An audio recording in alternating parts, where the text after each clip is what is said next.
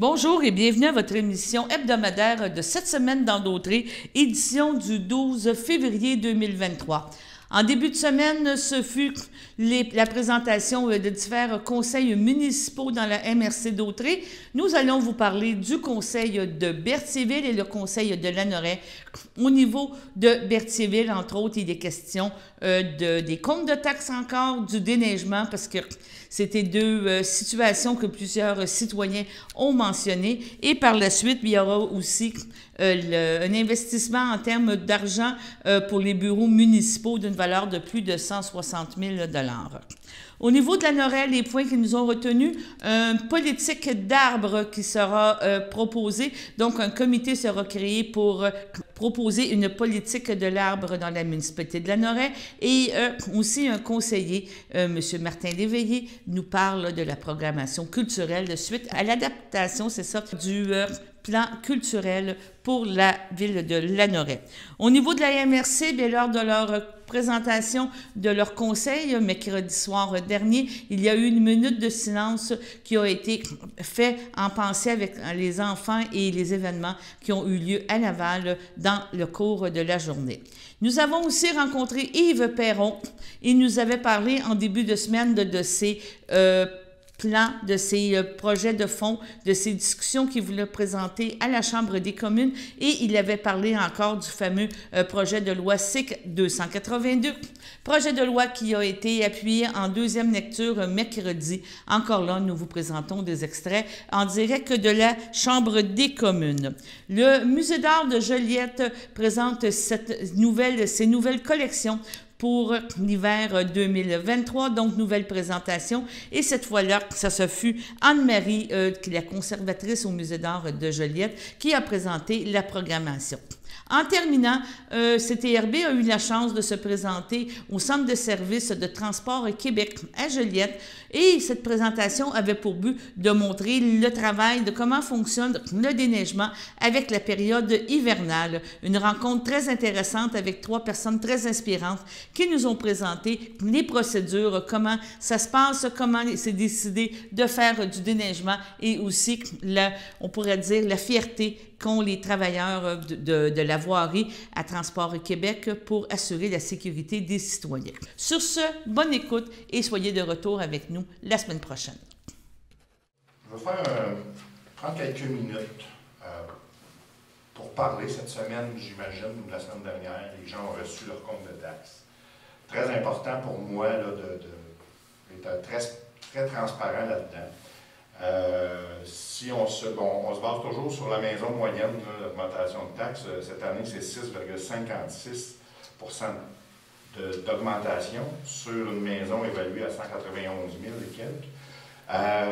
Je veux expliquer un peu qu'est-ce qui amène à ça.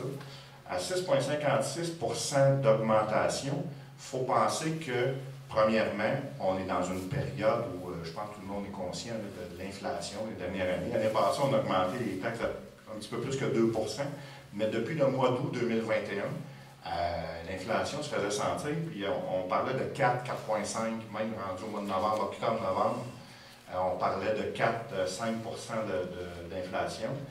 Pendant l'année 2022, on a probablement atteint des fois des 8,5 % d'augmentation du coût de la vie. Donc, évidemment, ça vient toucher aux finances, ça vient toucher aux dépenses de la ville. Ça, c'est un point, je pense, que tout le monde peut comprendre. À 6,56, la moyenne annuelle, je pense que c'est 6,3 en 2022. Maintenant, il faut reculer un petit peu aussi dans le temps. Je pense qu'il faut regarder l'historique un peu de tout ça, des comptes de taxes, de l'augmentation, ainsi de suite. Premièrement, si on recule dans les 10 dernières années, à Berthier, on n'a pas été habitué à des augmentations de taxes. On était habitué à du gel de taxes et des diminutions de taxes aussi. Pour vous donner une idée, là, en 2014, une maison qui était évaluée, une maison moyenne à 160 000, avait un compte de taxes de 2 106 $. Et en 2021, cette même maison-là, qui était maintenant évaluée à 191 000, payait 2 007 $. Donc, c'est un choix qui a été fait, puis je ne suis pas là pour critiquer, je suis là pour donner des chiffres, pour expliquer un peu comment ça s'est passé, puis comment on peut budgéter d'une année à l'autre, comment on peut peut-être décider si on augmente, si on n'augmente pas le compte de taxe.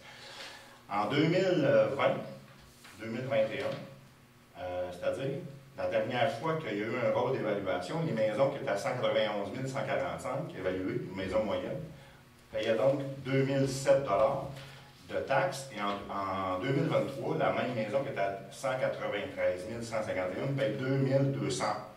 Donc, ce n'est pas une augmentation qui est si élevée que ça. Il faut savoir aussi que dans la dernière année, il y a des choix qui ont été faits. Qu'est-ce qui nous a poussé à faire ces choix-là? On parle souvent aussi, on entend parler, là, les dernières semaines, il y a eu des questions qui ont été posées sur le déneigement. Donc, c'est une orientation que la Ville a décidé. On n'a pas eu le choix de s'en aller vers du déneigement extérieur à contrat, avec un contrat pour 3 ans, un contrat qui était un montant fixe. Pourquoi on est allé vers là? C'est parce qu'il y a eu quand même une attrition au niveau des travaux publics. Alors, on est passé de peut-être 12 employés municipaux au tournant des années 2010, puis maintenant on est à 7 employés. Donc, il y a eu quand même une diminution. Si vous réfléchissez un peu à l'hiver qu'on vit présentement, juste le mois de janvier, à Montréal, on a battu un record de précipitation de neige. Je pense que le record datait de 1999. Donc, des grosses bordées de neige, des conditions souvent qui ne sont pas évidentes, c'est-à-dire de la pluie, du vent, du gel, des précipitations, tout ça des fois en 3-4 jours. Premièrement, on n'avait peut-être pas l'équipement pour le faire, on n'avait plus l'équipement pour le faire. On n'avait pas non plus peut-être les équipes pour le faire. Puis, si vous mêlez à ça les gros bris d'aqueduc qu'on a eu dans le temps des fêtes, je pense que le choix était clair. Je pense que ce qu'on a fait de se tourner vers le privé pour le déneigement était approprié parce qu'on n'aurait pas pu pallier à toutes les impondérables qui sont arrivés, les bris d'aqueduc, les tempêtes, la pluie. Donc, je pense qu'on n'aurait pas été capable de livrer la marchandise, pas parce qu'on n'était pas compétent, parce qu'on n'était peut-être pas assez nombreux. Parallèlement à ça, on s'est orienté vers autre chose. Donc, on s'oriente beaucoup vers les loisirs. On ne peut pas dire que cette année, je pense que les gens l'ont constaté, là, beaucoup d'activités en 2022, mais avec les patinoires en plus, cet hiver, les sentiers glacés, les patinoires qu'on a investis, on essaie d'investir.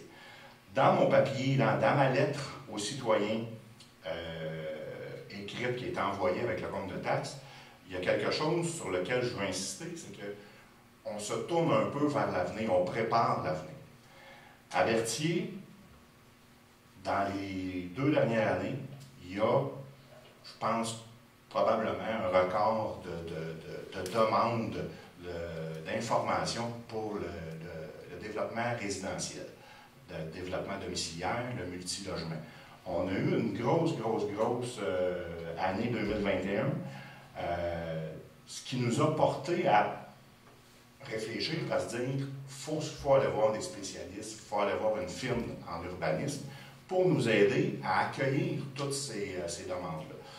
Sans rentrer dans les détails et sans nommer de points là, précis, il y a des maisons, entre autres, qui ont été... il y a eu des demandes de démolition, il y a eu des multilogements qui se sont construits, ça a fait beaucoup jaser. Je pense que notre décision d'aller vers une firme privée pour l'urbanisme, ça nous a coûté au bas mot 80 quelques mille dollars, là, si on calcule tout, je pense que c'était une bonne décision, c'est un investissement. Alors, ce que ça a fait, c'est que ça a peut-être aussi, en même temps, ça a peut-être stoppé ce que j'appellerais une pression domiciliaire, ça a stoppé toute la pression qu'on avait, puis qui aurait peut-être un petit peu dévisagé le portrait de la ville. Il y a des belles maisons qui ont été approchées pour se faire acheter, pour démolir, pour construire des multilogement. Puis nous, avec la décision qu'on a prise avec la firme d'urbanistes, c'est de justement se donner les outils pour essayer d'encadrer tout ça.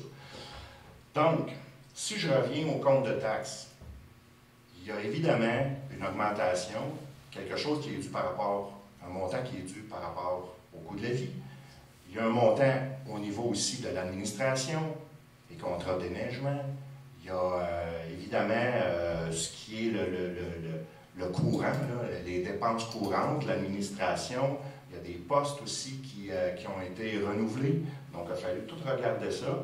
Et à 6,56 %, je crois que le compte de taxes pour la maison moyenne, l'augmentation de 6,5 %, je crois que c'est le plus raisonnable qu'on pouvait faire. Maintenant, la prochaine année, en 2024, il va y avoir ce qu'on appelle le rôle d'évaluation qui va être fait. C'est aux 3 ans. La dernière fois, c'était en 2021. Donc, évidemment, à ce moment-là, il y a quelque chose qui va se passer. Les maisons vont être évaluées, le rôle va arriver. On s'engage à regarder avec le taux, parce que c'est toujours le taux aux 100 $ d'évaluation qu'il faut regarder quand vous avez un compte de taxes. Donc, la valeur de la maison, le taux, on va probablement être capable de regarder, de faire l'exercice pour que l'année prochaine, le compte de taxes soit, disons, l'augmentation ou, disons, le prochain compte de taxes soit dans la même veine que cette année, c'est-à-dire qu'on va essayer d'atténuer avec les différentes propositions qu'on a là. Maintenant, ce qu'on considère qui est très important, c'est le développement résidentiel, le développement industriel, commercial. Donc, pour ça, il faut encore probablement aller consulter des experts, aller voir des firmes, souvent, qui vont nous conseiller, soit pour des développements domiciliaires, soit pour de l'aménagement. Donc, on s'engage de façon raisonnable à toujours consulter pour prendre les bons choix, parce que les prochaines années vont probablement voir la ville se transformer un peu au niveau résidentiel, commercial et industriel. La fête des neiges, ce week-end, 11-12, dans le parc Sainte-Geneviève, il y aura la fête des neiges, l'animation sur 2 jours, ça débute vers midi, je crois. 11h midi? 11h. 11h jusqu'à samedi, je pense que c'est jusqu'à 7h. 17h. Puis dimanche, ça se poursuit. Plein d'activités, plein de fêtes. Vous avez vu que le sentier de glace, donc du patin, de la musique, des breuvages, beaucoup d'amusement. Donc pour les petits, pour les grands. Alors, on vous attend tous en grand nombre. Vous voyez qu'on porte la petite boucle de la persévérance scolaire.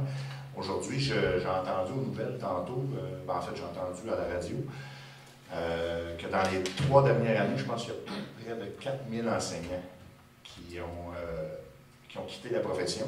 J'en fais partie. Je suis parti 3 ans plus tôt. Je sais de quoi il s'agit. La persévérance, c'est pour les élèves. C'est pour qu'on veut que les élèves, on veut les encourager, on veut qu'ils persévèrent, on veut qu'ils puissent passer au travers leurs années scolaires avec facilité, on veut les aider, on veut les encourager. Je pense que le premier moyen, je pense que les meilleures personnes pour encourager, parce que là, ce qu'on fait, c'est très symbolique. Mais les premières personnes qui doivent être encouragées puis qui doivent peut-être être outillées pour aider les jeunes, je pense que c'est les enseignants. Donc, c'est mon petit côté enseignant, attachement à ma profession qui me fait parler. Bienvenue dans notre nouvelle salle. Je ne sais pas si tantôt M. Bellemare de CTRV, je ne sais pas si vous avez fait un petit tour de caméra pour montrer. Le 16 janvier, on était ici. On a dit que la prochaine séance, on serait dans une nouvelle salle. Madame Dubois, vous avez livré la marchandise. Merci. Merci aux gens qui ont contribué. Les gens ont travaillé très fort, même de fin de semaine, si je ne me trompe pas. Donc, nouvellement aménagé, belle couleur, au goût du jour. Donc, très beau design, entre autres, Chrysalide Design de Berthier. H2, Hôtel de Ville, travaux d'aménagement, octroi de contrat, donc, entre autres, la salle ici. Monsieur Frenière. Considérant qu'il y a lieu d'effectuer des travaux à l'Hôtel de Ville pour moderniser la salle de conférence ainsi que d'ajouter 2 bureaux supplémentaires pour répondre aux besoins du personnel, considérant que la Ville de Berthierville bénéficie d'un montant de 177 277 dans le cadre du programme d'aide financière pour les bâtiments municipaux, PRABAM, et que le budget 2023 prévoit un montant pour défrayer le solde des dépenses encourues, considérant les plans réalisés par la firme Chrysalline Design pour l'aménagement de la salle de conférence et de 2 nouveaux bureaux, je propose d'octroyer les contrats nécessaires à la réalisation des travaux d'aménagement de la salle de conférence ainsi qu'à l'ajout des 2 bureaux tels que prévus au plan déposé par la firme Chrysalline Design, à savoir les constructions Tremblay et Laplante, travaux d'aménagement au coût de 83 484 et 73, plus les taxes applicables telles que détaillées à leur offre de service datée du 23 janvier 2023. Chrysalline Design, frais de design pour la conception et plan technique au coût de 6 180, plus les taxes applicables telles que détaillées à leur offre de service datée du 16 décembre 2022. Chrysalline Design, frais de design pour la gestion des achats et suivi du chantier au coût de 3 000 $ plus les taxes applicables, telles que détaillées à leur offre de service datée du 16 décembre 2022. Chrysalline Design, achat de mobilier et accessoires au coût de 24 206,40 plus les taxes applicables, telles que détaillées à leur offre de service datée du 16 janvier 2023. Chrysalline Design, fourniture et installation du revêtement de plancher au coût de 15 555, plus les taxes applicables telles que détaillées à leur offre de service datée du 16 décembre 2022. Ommier luminaire, fourniture de divers luminaires et accessoires au coût de 6 427,50, plus les taxes applicables telles que détaillées à leur offre de service datée du 11 décembre 2022. Décor Véronneau, fourniture de décorations diverses au coût de 3 487,88, plus les taxes applicables telles que détaillées à leur offre de service datée du 13 janvier 2023. Et d'accorder aux gestions techniques MD Incorporées le contrat relatif à la division et à l'insonorisation du bureau 204 au coût de 9 880, plus les taxes applicables telles que détaillées à leur offre de service datée du 26 janvier 2023. Merci, M. Franière. C'est appuyé par? Pierre Lahaye, j'appuie. M. Lahaye. J'en appelle au vote à ma gauche. À ma droite. Favorable. Adopté à l'unanimité. Donc, politique de l'arbre, il est proposé, appuyé et résolu, de former un groupe de travail pour la rédaction d'un projet de politique de l'arbre et du couvert forestier, lequel sera soumis au Conseil pour approbation après une consultation publique. Que M. André Villeneuve, maire, et M. Martin Lavallée, conseiller, soient mandatés pour le pilotage de ce groupe de travail. Bien sûr, s'il y a des membres du Conseil qui veulent se joindre à nous, ça va nous faire plaisir. C'est parce que c'est le comité environnement, c'est M. Lavallée et moi-même qui sommes sur le comité environnement. Donc, et comme vous avez pu le constater à la lecture, il y a des gens qui sont intéressés à l'environnement, parce qu'on fera la publication plus tard, mais déjà là, je vous annonce que ceux qui voudront se joindre à ce comité-là pour travailler une politique de l'arbre et le couvert forestier, alors vous êtes les bienvenus. Et éventuellement, comme ça le dit dans la résolution, il y aura une consultation publique avant qu'un projet soit déposé au Conseil pour analyse. Ça va? Oui, donc en décembre dernier, on a adopté la politique culturelle en bonne et due forme, mais c'est ça, comme j'avais précisé à ce moment-là, ce sont des orientations. Et donc, il n'y avait pas de projet concret lié à la politique. On s'est réuni, le comité pour la politique culturelle, le 12 janvier dernier, et là, on a convenu d'un plan d'action, d'activités concrètes à proposer qui découlent des orientations qu'on avait dans la politique. Alors, on a différents projets qui sont mis de l'avant. On va proposer entre autres des cafés culturels à la salle Jean Bourdon qu'on va mettre sur pied pour présenter des artistes émergents, des artistes de différents types. Là. Ça va être à déterminer. Il y a des concours. On va essayer d'organiser des concours d'artistique dans la municipalité, que ce soit de photos, de dessins, de peinture, ouverts à la population en général. Certains aussi consacrés pour l'école. Il y a différentes choses aussi. Il y a des projets déjà qui étaient déjà là, comme faire un théâtre en plein air l'été. Mais là, la différence, c'est que là, ça va être inscrit au sein d'une politique et d'un plan d'action concret. Et il va y avoir des budgets qui vont être alloués à ça. Et donc là, ça va faire en sorte qu'année après année, ces projets-là vont revenir. des choses qu'on a mis de l'avant dans ce projet-là, qu'on a jugé importantes, c'est de faire des activités qui sont récurrentes, des activités qui reviennent année après année. C'est un plan triennal, je rappelle, pour 3 années. Et donc, en faisant des projets qui sont récurrents, bien, les gens, ça les habitue à participer à ces activités-là, ça les fidélise, et puis je pense que c'est gage de succès à long terme pour ces projets-là. Fait que...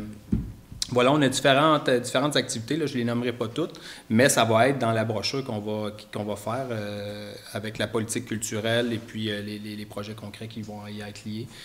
Ça va tout être disponible éventuellement. Donc, voilà, merci. Les conseillers, ils les ont vus. Plusieurs maires sont en accord avec ça. Je pense qu'une minute de silence du fait d'un incident qui s'est passé à Laval qui est épouvantable. Donc, si vous êtes d'accord, je proposerais qu'on fasse une petite minute de silence.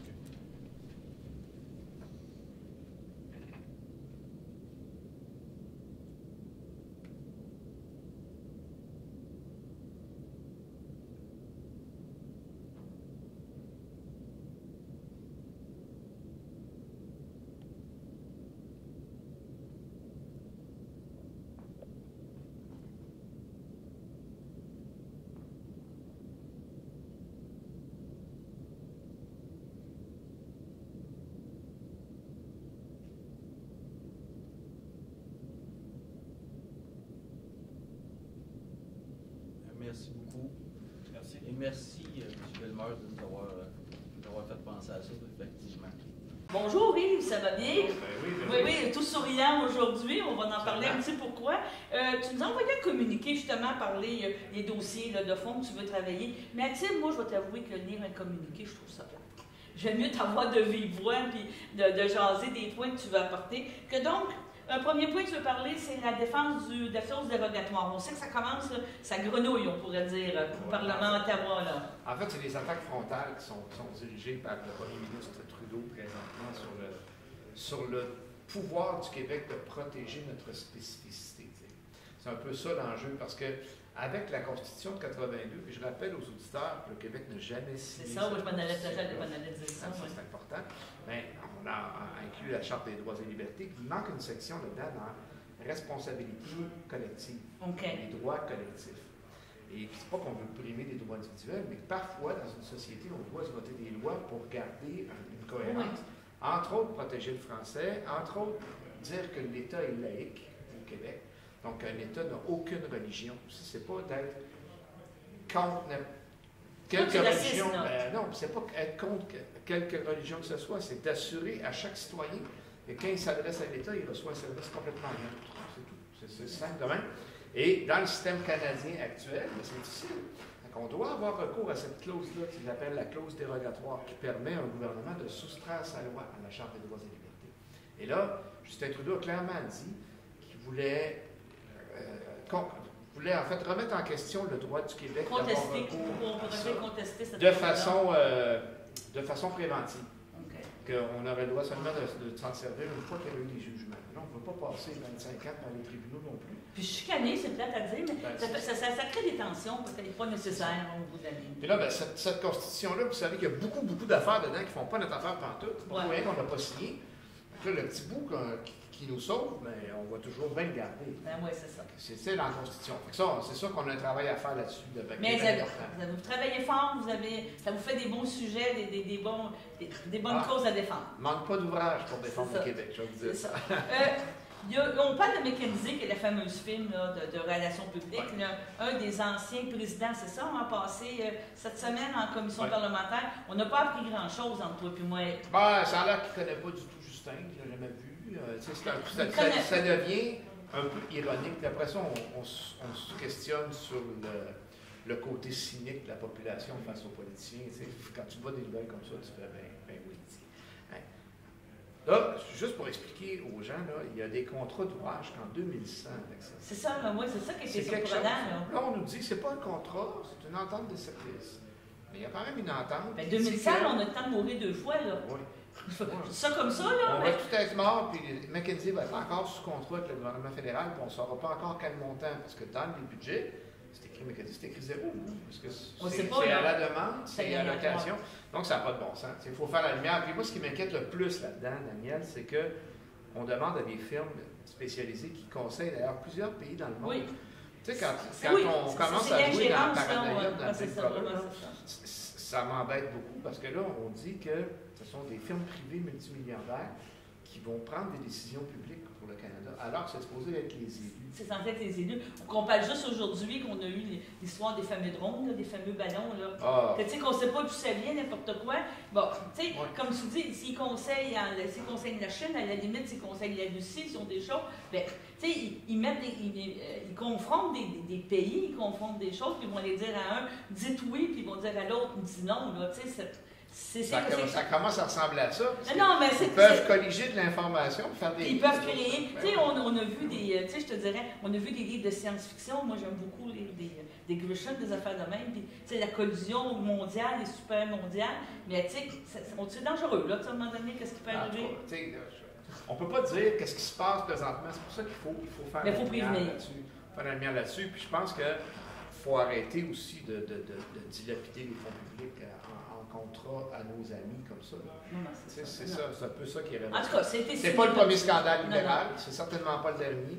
On va essayer de faire la lumière dessus. On parle d'immigration, je pense qu'on n'aura pas le choix, et même présentement, même au Québec, il y a des demandes, des choses qui sont faites parce qu'on parle du fameux chemin Roxham, là, qui crée beaucoup, puis qui crée une grosse pression pour le Québec. Tu sais, les autres provinces le vivent. Je pense que c'est Alberta, Saskatchewan qui ont un peu cette problématique-là. Beaucoup moins important. Là. Mais on est la porte d'entrée ici au Québec pour l'immigration, pour tous les coûts que ça a pour notre société. Bien, on essaye on a l'impression qu'Ottawa essaye de ne pas le payer. En bon français, en fait, Ottawa assume une partie des coûts, sauf que ce qu'il faut comprendre, c'est que ces gens-là, c'est à peu près 85-90% de l'immigration illégale qui rentre par le chemin de Roxham. Mais là, nous, notre position, c'est pourquoi on tolère une situation comme ça? Ben, c'est pas qu'on veut refuser l'asile à ces gens-là. Faisons-les passer par des points officiels. Mais à cause de l'entente des tiers pays sûrs, ils ne peuvent pas passer là et se faire refouler.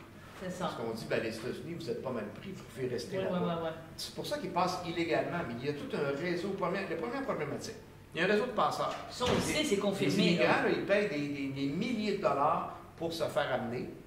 Donc, déjà, il y a un problème. Il y a un réseau criminel qu'on encourage avec ce système-là. Les terres où ça se passe, c'est des copains des libéraux qui font des dons au Parti libéral du Canada, puis qui ont des contrats pour des centaines de millions de dollars pour les 10 prochaines années. C'est des contrats, c'est signé pour les 10 prochaines années.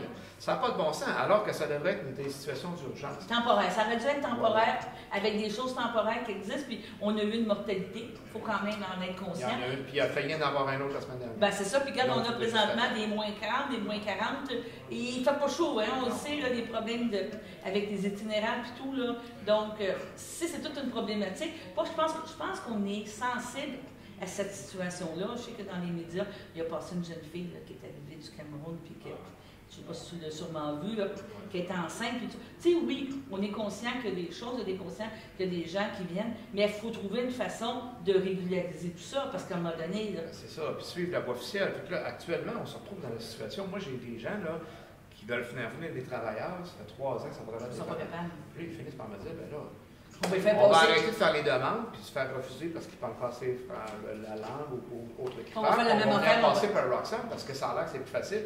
Puis on est quasiment pogné pour répondre oui, ça n'a pas de bon sens. Non, mais on se comprend. Puis quand Roxham il arrive, il leur met les menottes en arrivant en plus. C'est une façon d'accueillir des gens dans le pays. Comme ça, ils regardent, ils sont détenus. Il y en a qui sont détenus pendant longtemps là, pour faire l'enquête. Puis finalement, il y en a qui réussissent à commencer à travailler, qui s'intègrent, les enfants vont à l'école et tout et tout. Au bout de 3 ans, on décide, t'es pas un vrai réfugié, va-t'en chez vous. C'est ça. Puis Inès, il faut qu'on intervienne pour protéger ces gens-là qui sont déjà intégrés, qui parlent français.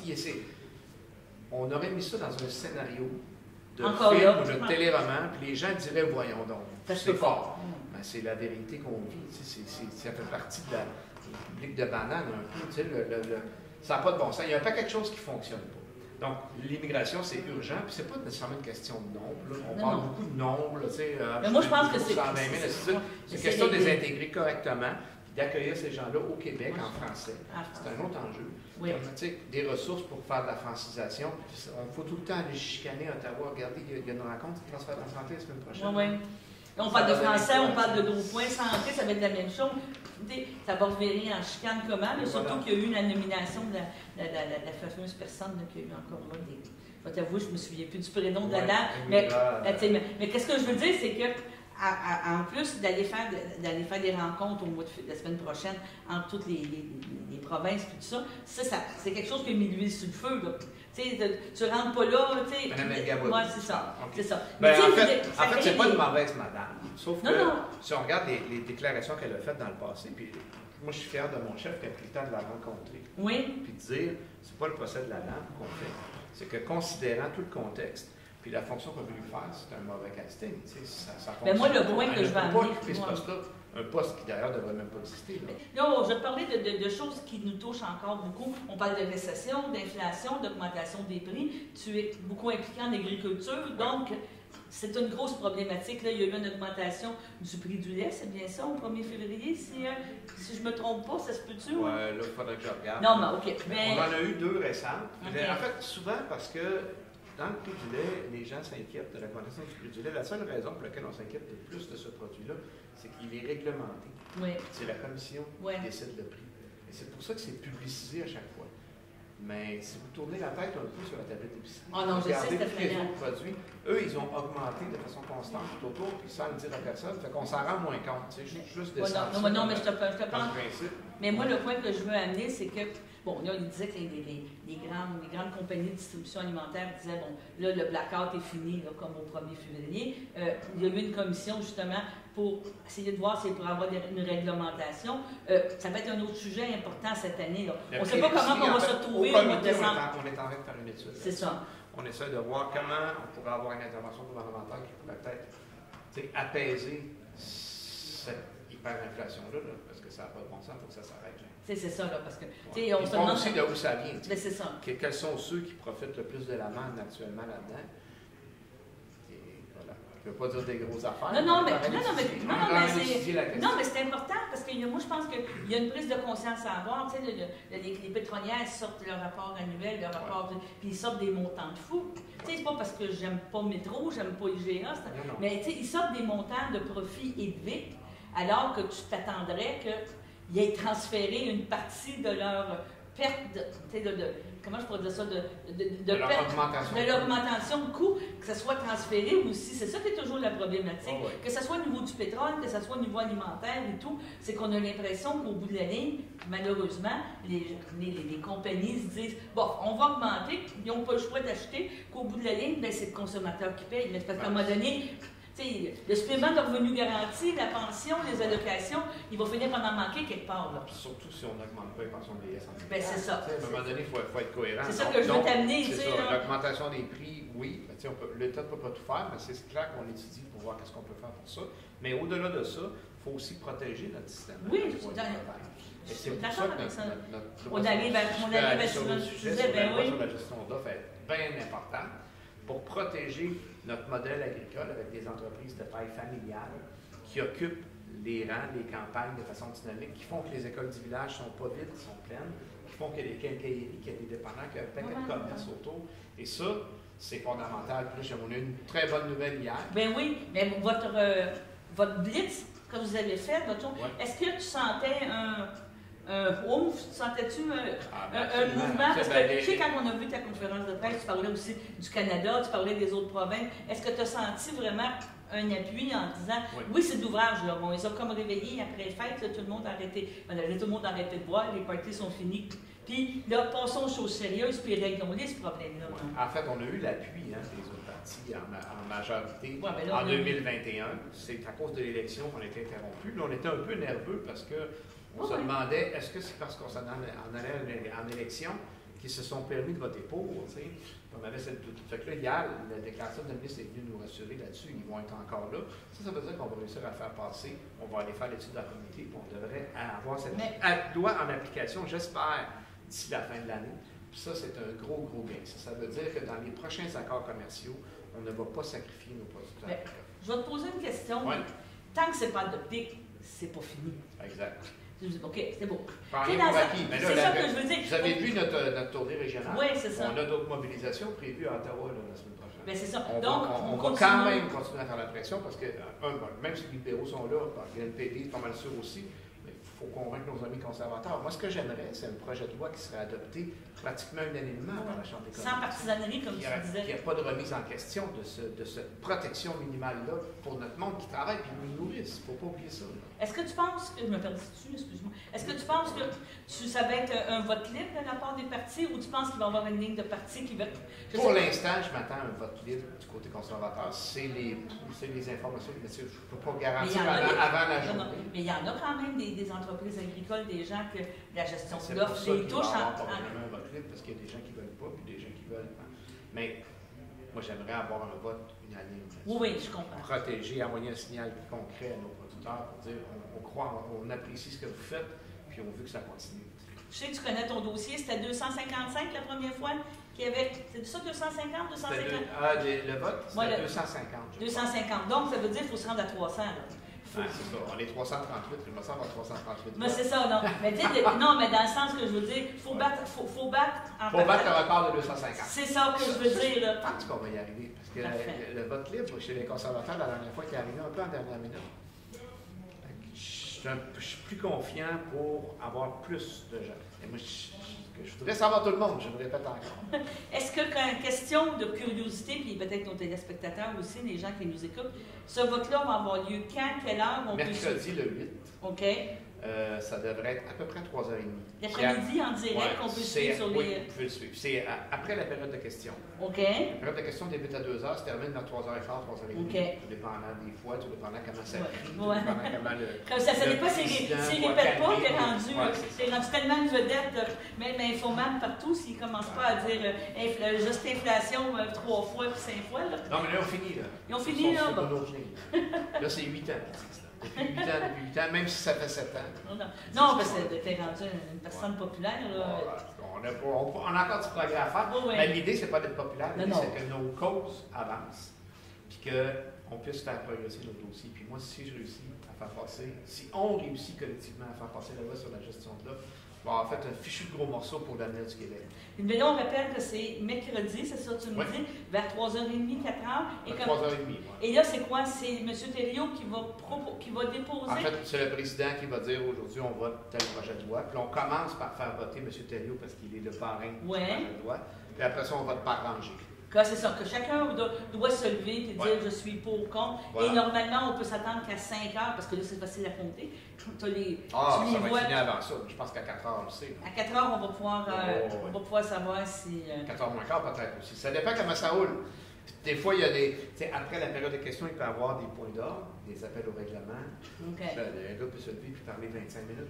Non, c'est une game, là, c'est ça. Oui, ça fait partie de la job. Est-ce que c'est le seul projet de loi? Il n'est pas adopté, il est vraiment déposé. C'est ça, il faut faire attention. C'est ça, oui. C'est le seul projet de loi qui va être voté le 8, je crois que oui. OK. On va suivre ça attentivement.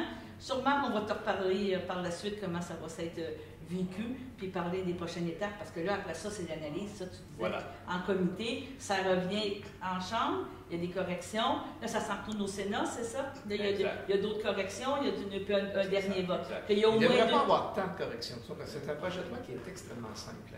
Il vient changer un article du commerce international qui dit au ministre, tu n'as pas le droit de donner la gestion de l'offre quand tu négocies une entente. C'est simple, simple. Ça se peut toujours, des corrections.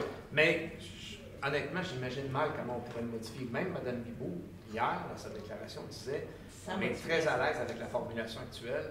Puis on était déjà avancé. Là. Il y avait déjà... En fait, c'est le même projet qu'en 2021. C'est ça que là, on n'a pas changé. C'est la formule gagnante. C'est la façon par laquelle on a imaginé pouvoir protéger la gestion d'offres. Et je pense que c'est la seule façon de le faire de façon concrète. Bon, en tout cas, félicitations, beau travail. Je pense pas qu'il y ait d'autres choses, mais on va sûrement se reparler. Gêne-toi pas quand tu feras un petit aller-retour dans le coin où on va t'accepter. Merci beaucoup. Bonjour. Monsieur le Président, dans les dernières semaines, le Bloc québécois a effectué une tournée à travers le Québec pour faire la promotion de son projet de loi C-282. Il vise à protéger les secteurs agricoles sous gestion de l'offre en empêchant que les futurs accords internationaux n'affectent négativement la part de marché de nos agriculteurs et les revenus qu'ils soutirent du fruit de leur travail dévoué. La gestion de l'offre est un vecteur essentiel pour l'économie de nos régions, en plus de contribuer à nourrir les familles québécoises et canadiennes. Elle doit enfin être protégée. Aujourd'hui encore, un très grand nombre d'acteurs du milieu agricole se sont déplacés sur la colline parlementaire pour manifester fermement leur appui à ce projet de loi. Je tiens à les saluer et à leur exprimer tout mon respect. Merci pour votre travail et surtout, merci de votre présence qui rappelle aux parlementaires l'importance d'appuyer ce projet de loi afin de maintenir notre modèle agricole si efficace et si résilient. Le message est clair. Amis parlementaires, unissons-nous et adoptons ensemble C-282. La question est la suivante. M. Thériault, appuyé par M. Perron, propose que le projet de loi C-282, loi modifiant la loi sur le ministère des Affaires étrangères, du Commerce et du Développement, gestion de l'offre, soit maintenant lu une deuxième fois et renvoyé au Comité permanent du commerce international. Les résultats du vote. Yeas pour 293, 293. Nays contre 23. Je déclare la motion adoptée. Deuxième lecture de ce projet de loi. Second reading of this bill. Donc, Jean-François a bien expliqué un peu la programmation qui s'en vient. Alors, 2 expositions de groupe qui sont les expositions principales qu'on présente cette saison au musée.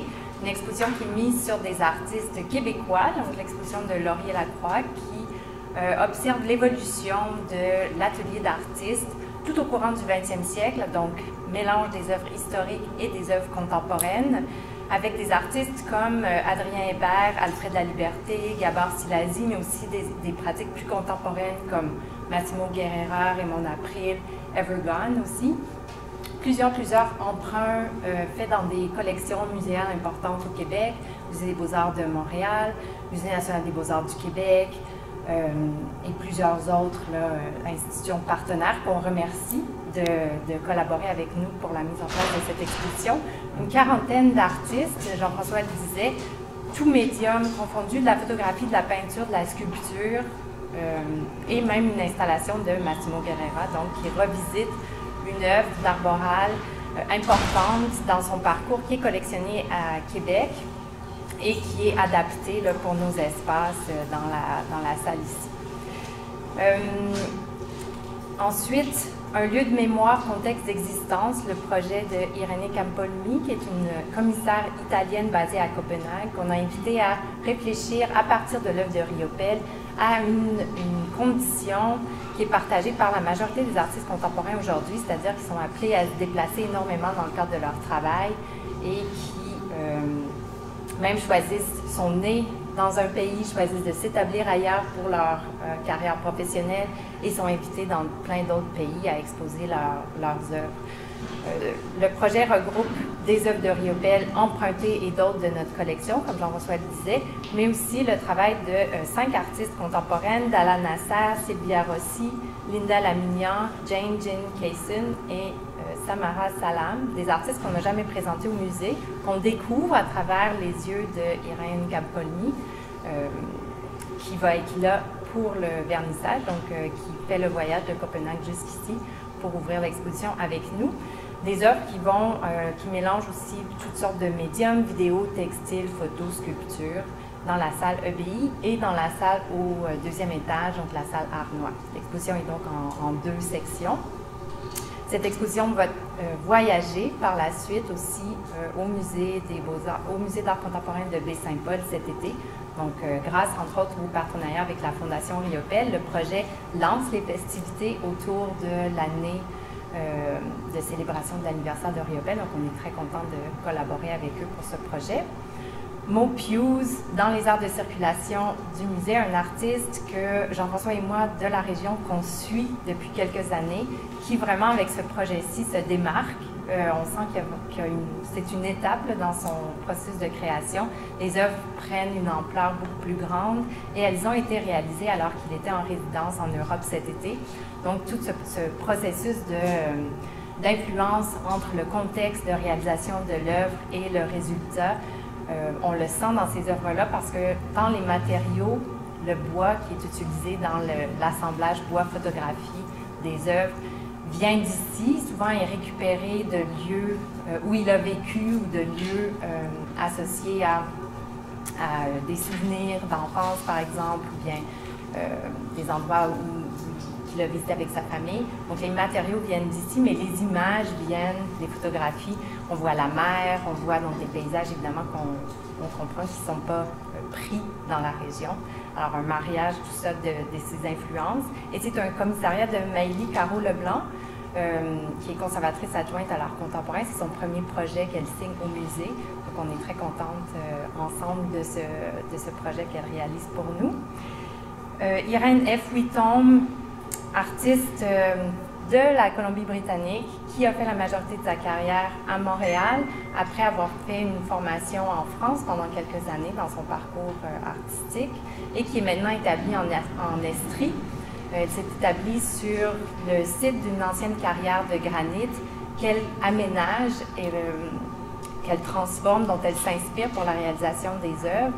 C'est une artiste qui a une longue feuille de route et qui présente 4 nouvelles œuvres dans la salle de collection au 3e étage dédiée au patrimoine religieux. C'est une artiste qu'on a moins vue dans les dernières années, donc je suis très contente et fière de présenter son nouveau travail puisqu'elle est toujours active et elle crée énormément, là, donc c'est un beau moment pour mettre de l'avant sa production récente. Elle est aussi intégrée dans l'exposition de Laurier-Lacroix au rez-de-chaussée, donc il y aura possibilité de voir aussi des œuvres antérieures d'Irène et de voir son nouveau corpus exposé au 3e.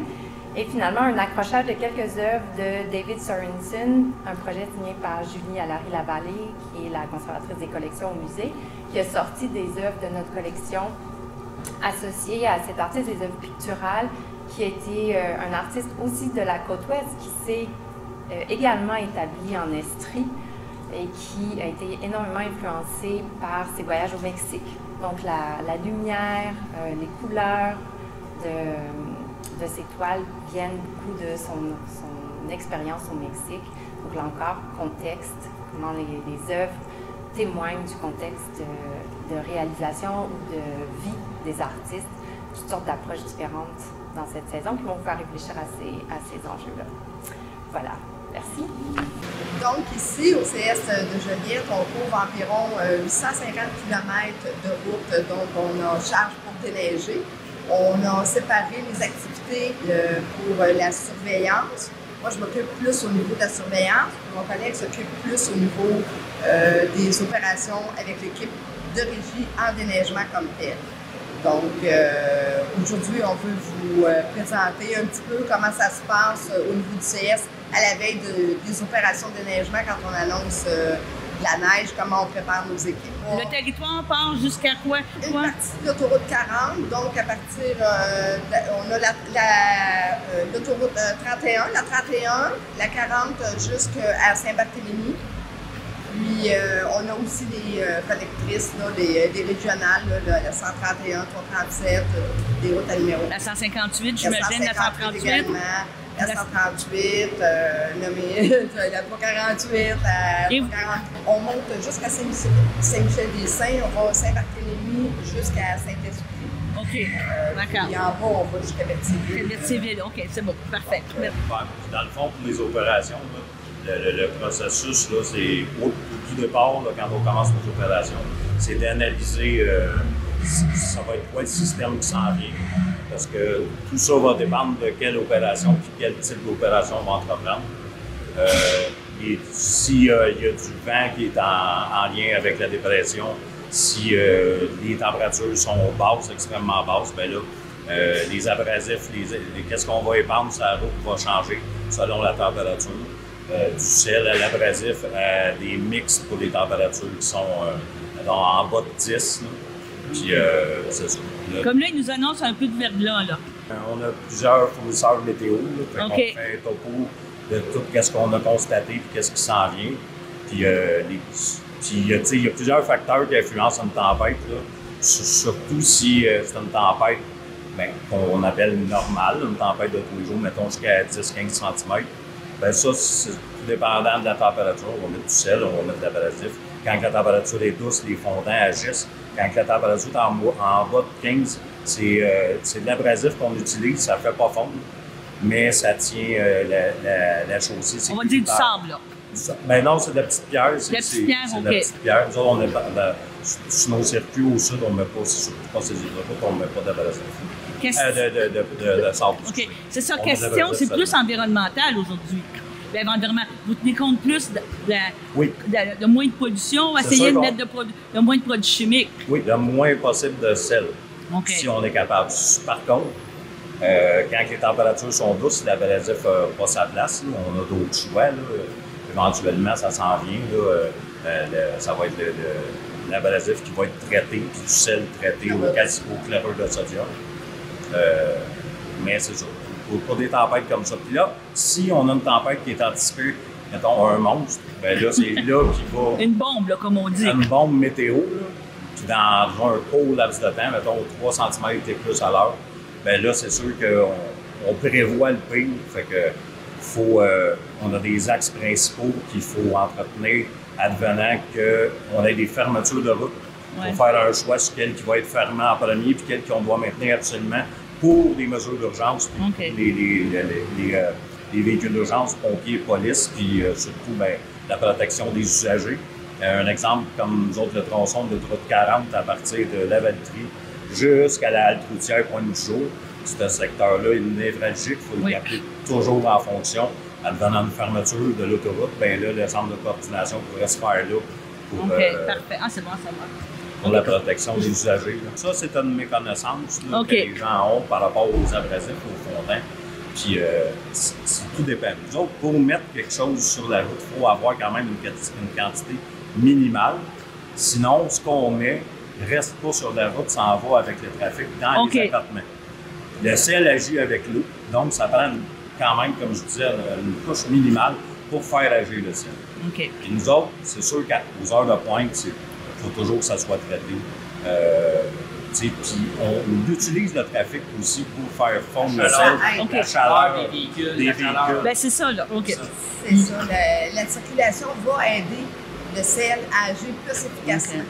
Puis si on le met avant, on ne peut pas le mettre quand il y a trop de neige parce que quand on va déblayer la neige, quand on va enlever la neige, le sel va partir avec. Donc ça sera pas efficace. Il y a un autre facteur. Il y a un temps pour la mettre. Il y a un autre facteur. Dans la même tempête, il peut y avoir une variation de température. Aussi, il peut y avoir du verglas qui est annoncé. Puis on peut opter pour une différente stratégie face au verglas, étant donné qu'on a déjà une fine couche de neige au sol ou peu importe du grésil ou quoi que ce soit. Il se peut qu'on laisse une mince couche pour que les véhicules aient plus d'adhérence, puis que là, on agisse avec des abrasifs plus en pierre pour garder la circulation sur la chaussée. Puis s'assurer que ce soit sécuritaire. Le sel n'est pas toujours de mise. En bas de moins 15 et moins, on ne peut pas mettre de sel, il n'agit tout simplement pas. Il peut être efficace. Et il peut créer de la glace. Si on met du sel à des températures extrêmement basses, entre 15 et moins, le sel peut faire des plaques de glace. Et dans les zones de poudrerie, étant donné que le vent et la température est plus basse, on ne peut pas mettre de sel. Donc là, on y va avec des abrasifs. C'est-à-dire qu'on les connaît tous les microclimats, on connaît toutes les zones de poudrerie, puis il n'y a pas un endroit qu'on agit de la même façon. C'est sûr qu'advenant un gros système, une grosse tempête, là, quand il neige, tout simplement, là, c'est de la grosse neige, ben, on pousse. On fait les points critiques, puis les stops, les lumières, ces affaires-là, pour que les gens puissent arrêter, là, que ça soit sécuritaire. Mais on a des chefs d'équipe qui gèrent les équipes ici, qui connaissent leur travail. Là. Puis souvent, on se fait un petit débriefing avant tempête pour être sûr qu'on comprend bien comment on va la traiter. De 20% de plus l'été de staff, on a des équipes supplémentaires de replaçage, de réparation de conso. Si on a du personnel qui est engagé seulement l'été pour venir prêter main forte aux équipes qui sont à l'année ici. Là, présentement, on a comme 27 employés, 27-28 qu'on monte à près de 40 l'été. Le succès de tout ce que Pascal et Geneviève viennent de mentionner, c'est grâce à tous les gens qui travaillent avec nous, dans le fond. Les gens d'expérience. Les gens d'expérience, qui forment la relève aussi. Donc, on a des chefs d'opération, on a des chefs d'équipe, on a 4 chefs d'équipe qui s'occupent des opérations en régie et on a d'autres chefs d'équipe qui s'occupent de d'autres interventions ministérielles. Puis on a des ouvriers de voirie, on a des chauffeurs de camions. Donc, tous ces gens-là font en sorte que les routes sont sécuritaires pour le public. Les surveillants qui sont sur la route, qui vont donner l'état de la route, l'état de la chaussée, qui s'assurent que ce qui se passe sur la route se soit reporté sur le site Québec 511 pour l'usager de la route aussi, là. et en temps réel les bonnes conditions pour décider oui ou non, c'est trop mauvais, les conditions sont bonnes, je vais rester chez moi pour ne pas prendre de chance à ce moment-là. Donc, puis pour nous aider en régie à faire le travail comme il faut, on a besoin d'aller sécuriser ces endroits-là parce que la chaussée est pas bonne, elle est glacée. Donc, c'est nos yeux sur le terrain pour s'assurer de relayer l'information, collaboration, communication de ces lacs. C'est mouillé, puis il y a du soleil, puis il y a du trafic. Fait que là, ça va faire agir le sel beaucoup plus longtemps que quand il fait froid, puis qu'on met du sel, puis qu'il n'y a pas de trafic, puis qu'il n'y a pas de soleil. Le sel n'agit pas. Là, présentement, on attend, il fait soleil, il fait beau, il y a du trafic. Notre sel va continuer à agir longtemps. On va être capable de se rendre à l'heure de pointe des automobilistes. Rendu à l'heure de pointe, on va faire un autre épandage. Moi, selon moi, les chauffeurs qui conduisent des déneigeuses, c'est les maîtres des chauffeurs. Parce que la visibilité dans une tempête est nulle. Oui. Puis ça prend des chauffeurs expérimentés, vraiment. Alors, il y a pas peureux, là. Mais c'est des vrais bons chauffeurs. Tu sais, c'est pas comme, je veux pas dénigrer les autres, mais des déneigeuses, c'est ce qui est le plus complexe à opérer parce que la visibilité n'est pas là. Puis il y a de la neige aussi. Souvent, il fait noir, il n'y a pas de c'est ça, il y a des automobilistes, il faut être très vigilant. On est chanceux, on n'a jamais eu d'accident majeur, on n'en veut pas non plus. Quand on parle de patrouille de retenue, là, on entend souvent ça justement sur la 40 parce qu'on sait qu'on a une partie de l'Assomption, la batterie de l'Assomption à cause de la poudrerie. Est-ce que ça, c'est une concertation avec la police qui vous appelle? Vous devriez faire, on vous demande de faire une patrouille de retenue, puis envoyez, on y va, go! C'est conjointement. Eux autres, ils ont l'opération, je me souviens plus du nom, opération... Les givreurs. Les givreurs. Eux autres, ils se promènent, là, il y a plus de ressources sur la route. Puis pendant cette opération, ils peuvent arriver qu'ils nous demandent en support aux opérations pour faire des patrouilles de retenue. C'est à deux qu'on fait ça, c'est jamais seul, c'est tout le temps en présence de la Sûreté du Québec, souvent à leur demande. C'est quasiment tout le temps à leur demande. C'est conjointement, Parfait. En général, là, on ne manque pas. Puis oui, on est fiers de nos chauffeurs quand ils ont fait 12 heures à rien voir, puis que tout le monde revient, puis qu'il n'y a pas eu de blessure, qu'il n'y a pas eu rien de majeur. Oui, on est fiers de nos chauffeurs. On est fiers du travail qu'on fait, puis on le fait pour la population.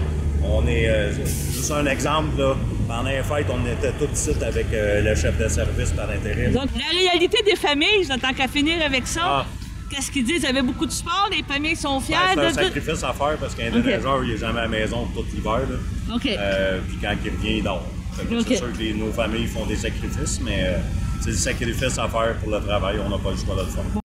Donc, c'est cette semaine dans Daudraye qui est présentée, comme toujours, à tous les dimanches, à compter de 12h30. Et une nouvelle émission vous est présentement présentée. Ça s'appelle le Bulletin des régions. C'est un amalgame de 20 télévisions qui vous présente un résumé encore là de la semaine, des événements qui se sont tenus à travers toute la province. Cette activité, cette émission est en collaboration avec ces 20 télés, toutes les télés qui sont avec le réseau Cogeco. Donc, vraiment, quelque chose qui est unique au Québec. Vous avez des informations provinciales à travers tout le Québec grâce à CTRB.